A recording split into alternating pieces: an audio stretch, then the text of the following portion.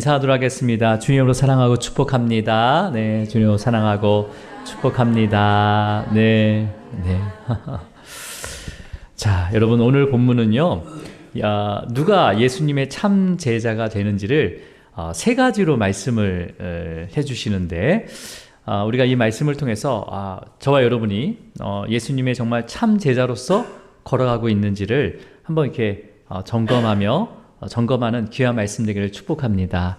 자, 그러면 여러분은 예수님의 참 제자이십니까? 이렇게 질문하면 여러분은 어떤 대답을 하시겠습니까? 네. 1번, 참 제자이다. 2번, 참 제자일 때도 있고 안 그럴 때도 있다. 3번, 참 제자가 아닌 것 같다. 자, 어떻게 여러분은 어떤 답을 하시겠습니까? 1번입니까? 2번입니까? 3번입니까? 네, 그거 찍은 거 아니에요?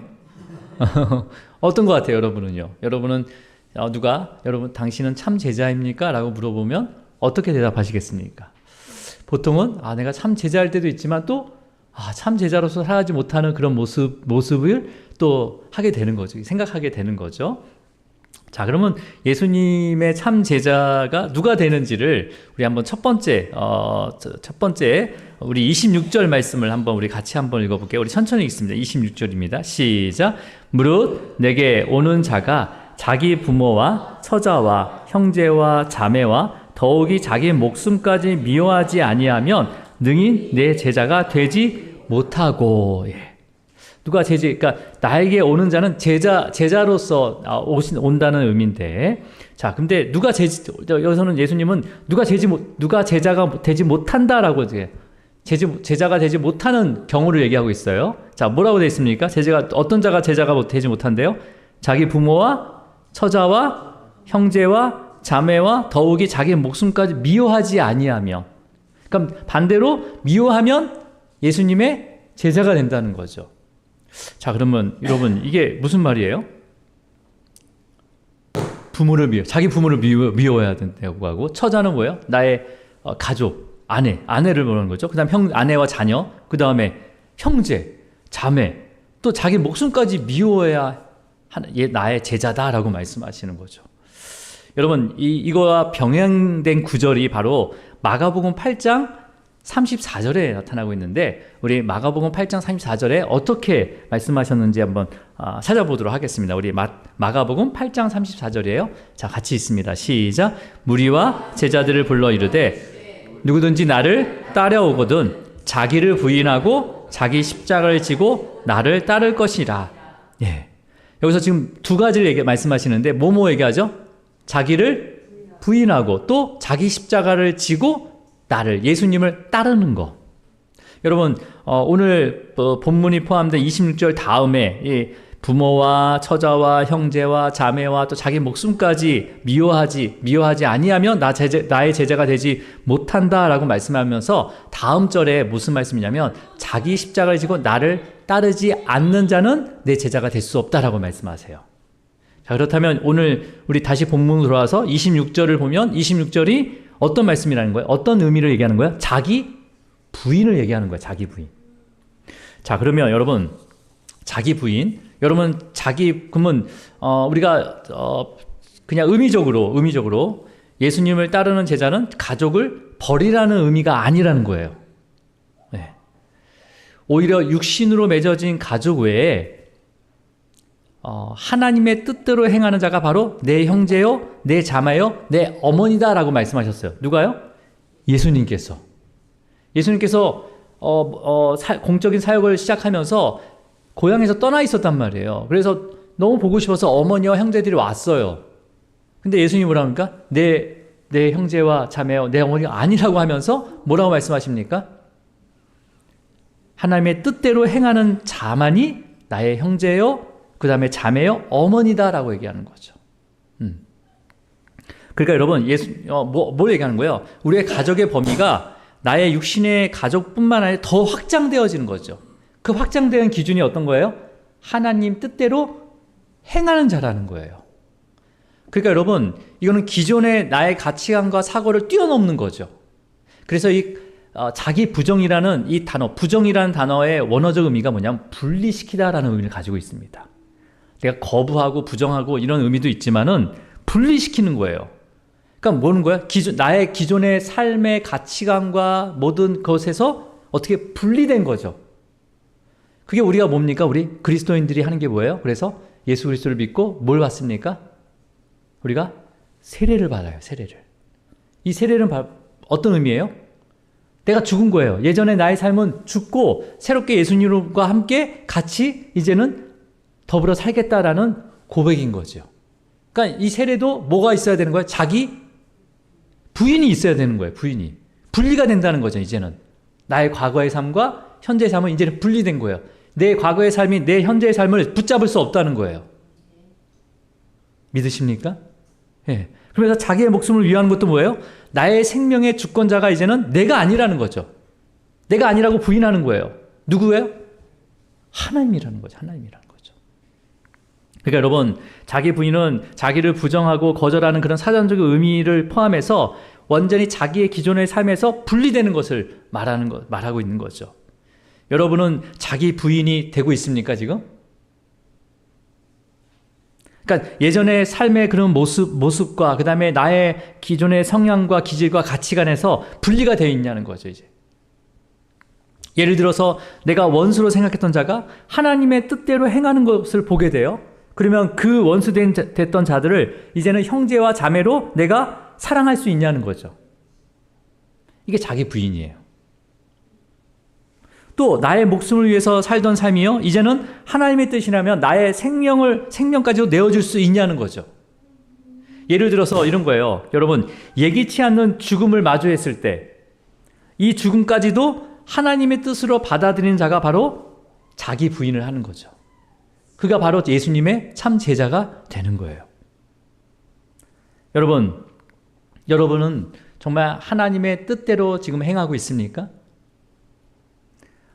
나의 과거의 그런 삶에서 완전히 분리되어서 이제 주님, 과거의 삶이 나의 삶을 붙잡는 것이 아니라 지금 주님과 함께하는 그 모든 시간을 귀하게 여기고 기뻐 뛰며 춤추며 걸어가고 있냐는 거죠.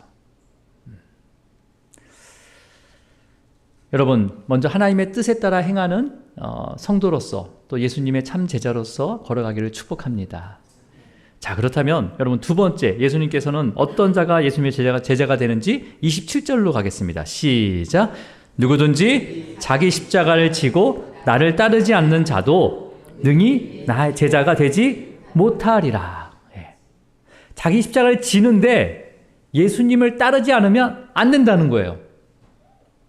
자, 여러분, 그러니까 여기서 능히 내 제자가 될 수 없다는 것은 절대로 제자가 될 수 없다는 거죠.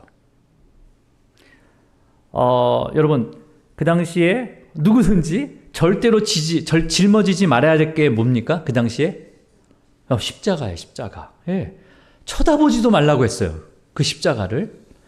여러분, 십자가형을 받는 자는 자기가 매달려 죽어야 할 그 나무 십자가를 짊어지죠. 직접 자기가 짊어져요. 그 다음에 죽음의 형장까지 올라갑니다.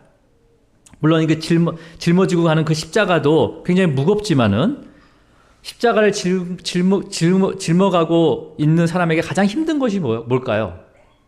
가장 힘든. 물론 십자가는 죽음인 거예요. 죽음도 두려움이 있지만 주변에 모르는 사람뿐만 아니라 아는 사람들로부터 이 십자가를 메고 가는 그 과정 가운데 그 시간에 수많은 조롱을 받습니다. 그리고 돌에 맞기도 하고 침뱉음을 당하기도 하고 온갖 손가락질을 당하는 이런 수치와 모욕을 받게 되는 거죠. 여기서 끝나지 않고 어떻게 됩니까? 완전히 이제는 그 십자가 밑에서 발가벗겨지는 거죠. 하나도 남김이 없이 다 발가벗겨진 다음에 두 손과 그 다음에 양 발이 못 박혀져서 온몸이 찢어질 듯한 모든 고통을 당하는 거죠. 결국 여러분, 이 손발이 이렇게 하면 힘이 빠지니까 막 당겨지잖아요. 그러면 이게 육신에 당겨지는 게 아니라 이 안에 있는 내장, 심장이 찢어질 정도로 고통스럽다는 거예요. 내가 찢김으로 우리가 나음을 입었다고 하잖아요. 그죠? 그 찢김은 단순히 육체가 아니라 내 모든 그 심장까지의 모든 찢김의 고통을 얘기하는 거예요.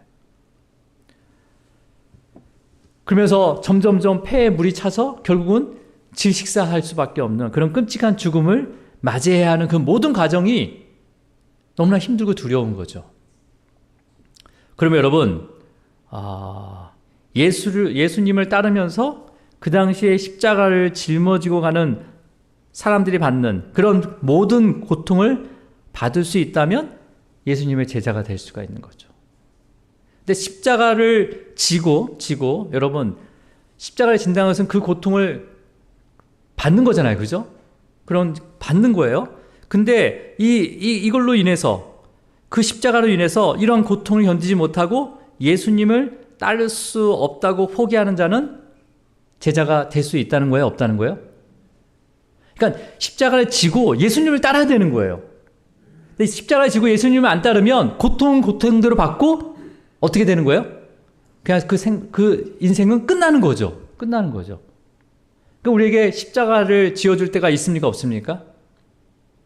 여러 가지의 십자가가 있죠. 뭐 교회 사역부터 또 여러 가지 뭐 어떻게 보면 나의 인생의 실패나 그런 것도 십자가가 될 수가 있는 거고, 또 내가 원하지 않는 것들이 뭐 안 되는 거, 그 다음에 또 나에게 맡겨진 여러 가지의 그런 무거운 여러 가지 일들, 상황들, 이런 것이 다 십자가가 되지만 그 십자가를 지긴 져요. 질 수밖에 없는 상황이죠. 어떻게 피할 수 있습니까? 근데 그걸 십자가를 진 다음에 누굴 따라가야 된다는 거예요? 예수님을 꼭 필히 따라가야 된다는 거죠. 자, 그러면 여러분, 예수님의 제자가, 참 제자가 되는 게 쉽습니까? 어렵습니까? 자기를 부인하고 자기 십자가를 지고 예수님을 따르면서 예수님의 제자가 되는 것은 뭐 이렇게 마음이 이렇게 갑자기 막 감동이 와서 할 수 있는 게 아니죠. 충동적으로 이렇게 제자가 될 수 있는 건 아니에요. 그죠? 자, 그런데 예수님께서 두 가지 비유를 하나 더 드시는데, 자, 어떤 비유, 왜 이런 비유를 주셨는지 우리 한번 볼게요. 28절로 가겠습니다. 28절. 시작. 자기 가진 것이 준공하기까지에 족할는지 먼저 앉아서 그 비용을 계산하지 아니하겠느냐. 자, 어떤 비유를 들으시냐면 누구든지 이렇게 망대, 큰 건축물이죠. 그 당시에 망대면 성의 가장 앞에 서 있는 거고 되게 견고한 거란 말이에요. 그래서 당연히 이거 세우려면 뭐 재료라든지 인건비라든지 여러 건축비를 예산할 거 아니에요. 그죠? 예산할 겁니다. 계산을 해요. 근데 여러분, 만약에 망대를 세우다가 턱없이 비용이 부족하게 된다는 거예요. 그죠? 그걸 제대로 계획하지 않으면. 자, 그러면 얼마나 부족할까요? 자, 29절 한번 읽어볼게요. 29절. 자, 시작. 그렇게 하지 아니하면 그 기초만 쌓고 능히 이루지 못하면 보는 자가 다 비웃어. 그러니까 망대를 세우는데 그 비용을 계산하지 않고 막 시작해요. 근데 그 비용이 얼마나 터무니없이 부족합니까? 뭐만 쌌대요? 1층도 안 올라간 거예요. 그냥 기초만 팠는데 벌써 비용이 끝난 거예요. 비용이 끝난 거예요. 그러니까 이렇게 기초만 쌓고 멈추면 웃음거리가 되지 않겠냐. 그러니까 여러분, 예수님의 제자가 되기 위해서는 어떻게 해야 된다는 거예요? 충분히 준비해야 된다는 거죠. 여러분 준비하고 있습니까? 예? 준비하고 있어요? 자, 근데 무엇을 준비해야 될까요? 자, 우리 그 다음 비유의 말씀 31절입니다. 시작. 어떤 임금이 다른 임금과 싸우러 갈 때 먼저 앉아 1만 명으로서 저 2만 명을 거느리고 오는 자를 대적할 수 있을까? 헤아리지 아니하겠느냐. 자, 이제 어떤 비유예요? 어떤 임금이 있어요? 그래서 다른 임금과 싸우러 가는데 자기에게는 몇만 명의 병사가 있어요? 1만 명. 근데 상대편은 2만 명. 자, 1만 명과 2만 명이 싸우면 누가 이길까요? 네, 2만 명이 이길 수 있죠. 그죠? 이것을 헤아려 보려는 거예요. 그러니까 승리할 가능성을 헤아려 보려는 거죠. 뭐 숫자도 있겠지만 이들이 갖고 있는 무기도 한번 확인해 보고 뭐 여러 가지를 헤아려 보려는 거죠. 근데 그렇게 헤아리다가 승리할 가능성이 없으면 뭐 하라고 합니까? 32절로 가겠습니다. 32절. 시작. 그가 아직 멀리 있을 때 사신을 보내어 화친을 청할지니라. 그러니까 승리할 자신이 없으면, 가능성이 없으면 오히려 상대방에 빨리 찾아가서 화친을 청하는 것이 낫다라고 말씀하십니다. 자, 그러면 이 비유는 무엇을 말씀하시는 걸까요? 뭘 강조하시는 걸까요? 여러분, 성경의 수많은 역사들을 보면 불가능한 일을 하나님께서 이루셨어요. 맞습니까? 특히 사사기 시대 기드온의 300명이 미디안 군사 몇 명을 무찌릅니까? 600명, 6,000명, 6만 명이 아니에요. 12만 명을 물질러요. 근데 처음부터 그렇게 했습니까? 기드온에게 하나님께서 뭘 주신 겁니까? 뭐 때문에 이긴 거예요, 지금? 이 300명이 미디안 군사 12만 명을 죽일 수 있는 것, 싸워서 이길 수 있는 것은 뭐로 이긴 거죠? 죄송합니다. 제가 사사기를 제가 한 번 더 해야 되나? 뭐 때문에 이긴 거예요? 예? 다 알고 있는데 지금 저한테 테스트하는 거예요? 예? 믿음을 주셨잖아요. 믿음을 주셨잖아요. 기드온에게 믿음이 있었습니까? 있었어요? 없었어요? 없었어요. 그 믿음을 계속 시험하죠. 그래서 그 믿음을 하나님께서 주셔서 그 300명으로 12만 명의 미디안 군사를 뭘로 이긴 거예요? 믿음으로 이긴 거예요. 누구에 대한 믿음이요? 하나님에 대한 믿음. 나를 앞서서 가시고 나를 대신해서 싸우시는 하나님을 믿었기 때문에 이기신 거예요. 이기게 하신 거예요. 그러니까 여러분 보세요. 10,000명이 2만 명으로 헤아릴 때 가능성이 희박하다는 것은 뭐가 없다는 거예요? 믿음이 없다는 거네요. 믿음이 없다는 거예요. 예. 그러니까 무엇이 부족하다는 거예요? 10,000명이 2만 명을 이길 수 없다고 상대방에 가서 화친을 맺는 것은 뭐가 부족하다는 거예요? 믿음이 부족하다는 거예요. 믿음이. 사람의 수나 어떤 능력이나 그런 것이 아니라 믿음을 강조하고 있는 거죠, 여러분. 그리고 비용을 계산해서 세워야 하는 망대의 비유도 뭘 얘기하는 걸까요? 보세요. 기초밖에 쌓을 수 없는 비용밖에 없는데 아무리 준비한다고 해도 망대를 다 쌓을 수 있는 비용이 만들어질까요? 만들어질 수 없을까요? 내가 준비한다고 했어요. 근데 기초밖에 쌓을 수가 없어요. 나머지 그 위에 망대는 더 많이 남았단 말이에요. 근데 내가 비용을 계속 모으고 어떻게든 준비한다 하더라도 그 망대를 세울 수 있을까요? 이거는 우리의 힘으로 할 수 없는 거예요. 수많은 크고 작은 교회들이 아니면 작은 교회들이 어떻게 하나님의 그 사역을 감당할 수 있습니까? 우리나라에 파송 보낸 그 언더우드, 아펜젤러 그들이 섬기는 그 교회, 우리나라를 파송한 그 교회가요 사실은 몇천 명 그 교회가 아니에요. 많아봤자 200명. 그들의 기도와 믿음이 우리에게 복음이 전해진 거고 하나님의 백성으로서 많은 선교의 부흥이 일어난 거예요. 이건 뭘로 이룬 겁니까? 그 사람의 능력이요? 그 사람의 재력이요? 출신이요? 신분이요? 아니에요. 뭐예요? 믿음이라는 거예요. 믿음이라는 거예요. 믿음이라는 거예요. 그러니까 여러분 망대를 세우는 비용을 계산하는 것도 아무리 계산해도 구할 수 없는 비용이기 때문에 어떻게 해야 되는 거예요? 주님께 맡기고 의지하라는 거죠. 예. 믿음으로 맡기고 의지하라는 거예요. 자, 마지막 세 번째, 누가 예수님의 참전자가 되는 겁니까? 자, 3절도 읽어보세요. 33절입니다. 시작. 이와 같이 너희 중에 누구든지 자기의 모든 소유를 버리지 아니하며 능히 내 제사가 되지 못하리라. 여러분, 자신의 소유를 버리는 자가 그러면 예수님의 참 제자가 되는 거죠. 그죠? 그러면 여러분, 자신의 소유를 버리라는 것은 내 모든 소유를 기부하거나 나누라는 것이 아니라 자신의 그 소유를 의지하고 믿는 것이 아니라 모든 공급의 원천인 하나님을 믿고 신뢰하라는 믿음을 강조한 말씀이에요. 이것도요. 여러분은 또 성경에 이 비유를 하잖아요. 부자 청년이 예수님을 찾아왔어요.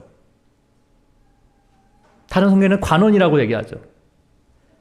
뭐랍니까? 어렸을 때부터 내가 모든 율법을 지켰습니다. 예수님.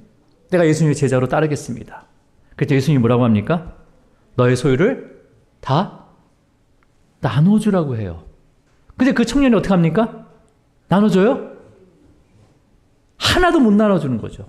왜? 그 소유가 없으면 난 끝나는 거구나. 뭐에 대한 거예요? 이게? 믿음이 없다는 거죠. 그래서 예수님을 떠났어요. 따르지 않았어요. 참 제자가 될 수 없었어요.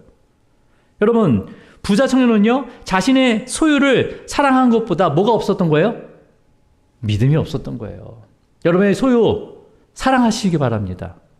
여러분에게 주신 거 사랑하세요.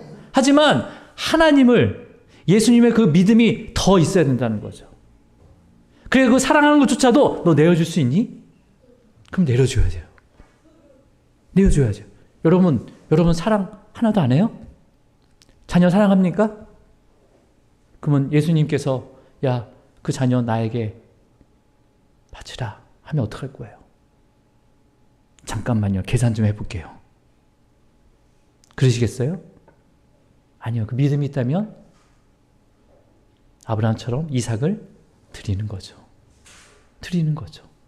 어떤 믿음이에요? 주신 자도 하나님이라면 거두신 자도 하나님이시고, 거두신다면 다시 주실 분도 하나님이라는 믿음이죠. 여러분, 그러면 어떤 믿음이 있어야 될까요? 예수님의 제자는 어떤 믿음이 있어야 될까요?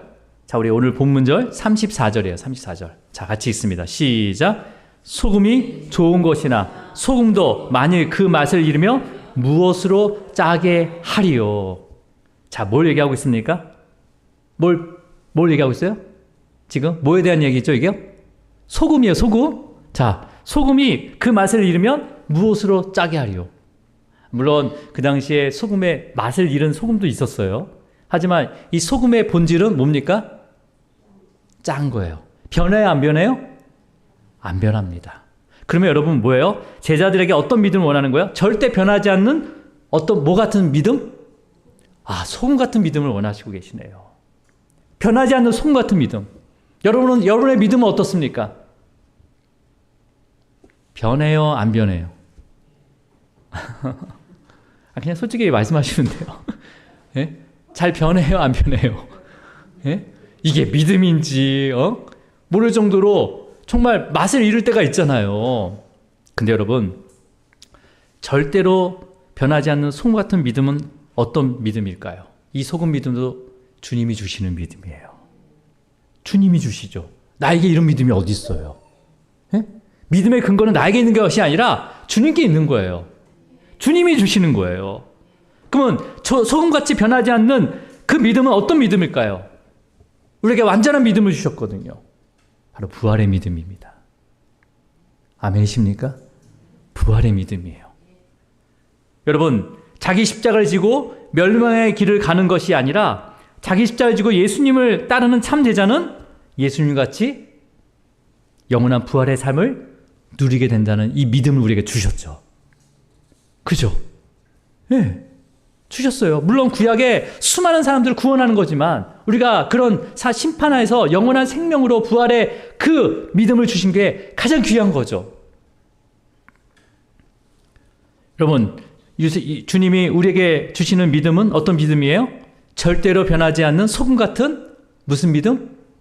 부활의 믿음입니다. 부활의 믿음이에요. 여러분, 이 믿음을 받으셨습니까? 이 믿음을 주님께서 십자가 위에서 죽으시고 부활하심으로 우리에게 이미 주신 믿음이에요. 우리에게 이미 주셨다는 거죠. 그래서 이 믿음이 아무리 작고 연약하더라도 저와 여러분은 예수님의 참 제자인 줄 믿으시길 축복합니다. 내가 뭘 해서 내가 소유를 버려야지. 내가 정말 내 삶을 버리고 이제는 새로운 삶으로 주님과 함께 동행해야지. 지금 현재 십자가를 지고 예수님을 따라야지. 이러한 믿음이 아니라 이미 우리는 부활의 믿음을 받았단 말이에요. 받았단 말이에요. 그래서 그렇게 살 수 있게 하신 거예요. 십자가를 지고 우리가 어디로 갑니까? 현재 내 십자가를 지고 있다면 그 십자가를 지고 어디로 가요? 우리는 예수님을 따르지 않는다면 죽을 수밖에 없는 거잖아요. 근데 부활의 믿음이 있기 때문에 누굴 따르는 거예요? 예수님을 따를 수밖에 없는 거죠. 나를 다시 살리시고 회복해 주실 그 주님을 바라보고 있기 때문에 현재 여러 가지 상황 속에서도 다시 주님 앞에 나온 거잖아요. 이 지금의 이런 위기와 지금의 이런 문제만 해결하기 위한 것이 아니라 주님이 주신 그 믿음으로 이 자리에 있는 줄 믿습니다. 예. 그러니까 여러분, 이 믿음으로, 그러니까 우리 뭐예요? 지금 예수님의 참 제자의 조건은 뭐예요? 오직 믿음입니다. 어떤 신분이나 출신이나 어떤 능력이나 지식이 아니라 절대 변하지 않는 소금 같은 부활의 믿음이라는 거죠. 부활의 믿음. 여러분, 그러면 이 믿음으로 어떻게 살아가야 돼야 되는 거예요? 주님께서 말씀하셨어요. 예. 이 믿음이 있으니까 이제는 참 제자로서 어떻게 해요? 내 가족의 범위가 어떻게 바뀝니까? 이제는 내 육신의 부모뿐만 아니라 하나님 뜻대로 행하는 자를 나의 사랑하는 부모. 그게 원수일지라도 그 원수가 돌이켜서 정말 하나님의 자녀가 됐다면 그 원수까지도 내 형제로서 사랑하는 거죠. 예. 그러면서 나에게 주어진 여러 가지의 그 십자가를 지고 누굴 따라가는 거예요? 그 부활의 믿음을 주신 예수님을 따라가는 거죠. 그러면서 나의 모든 소유까지도 이제는 언제든지 주님께 맡길 수 있는 이 삶을 살아가게 하신다는 거예요. 살아가게 하신다는 거예요. 그러면서 우리의 믿음이 진짜인지 아니면 믿는 척 하는지 주님께서는 계속해서 뭐 하실까요? 테스트하세요. 테스트하세요. 그 테스트하시면서 연단하시는 거죠. 하지만 여러분, 주님께서 주신 그 믿음이 아무리 작고 정말 보이지 않고 정말 파선되는 그런 믿음일지라도 이 믿음은 하나님의 능력이 너무나 위대하고 전능하시기 때문에 산을 옮길 수 있습니다. 그 믿음이. 여러분, 지금 나에게 처해진 상황들이 있잖아요. 그죠? 예. 이 상황들을 내가 어떤 식으로 내가 마주할 것인가? 예. 받아들일 것인가? 그래서 정말 내 뜻이 아닌 하나님의 뜻대로 행하고 내 십자가를 지고 기꺼이 지고 예수님을 따르며 주님께 맡기는 삶이 되기를 축복합니다. 예. 그래서 예수님에 대한 저와 여러분 믿음이 절대 변하지 않는 이 소금 같은 부활의 믿음으로 또 한자 순간순간 성장하기를 축복합니다. 예. 그 다음에 또 성숙할 수 있도록 그렇게 성장하고 성숙할 수 있도록 이미 우리 안에 내주하고 계신 성령께서 여러분의 삶을 세밀하게 역사하고 있다는 그 믿음으로 또 넉넉하게 또 승리하는 성도님과 교회 되기를 주님으로 축원합니다. 기도하겠습니다.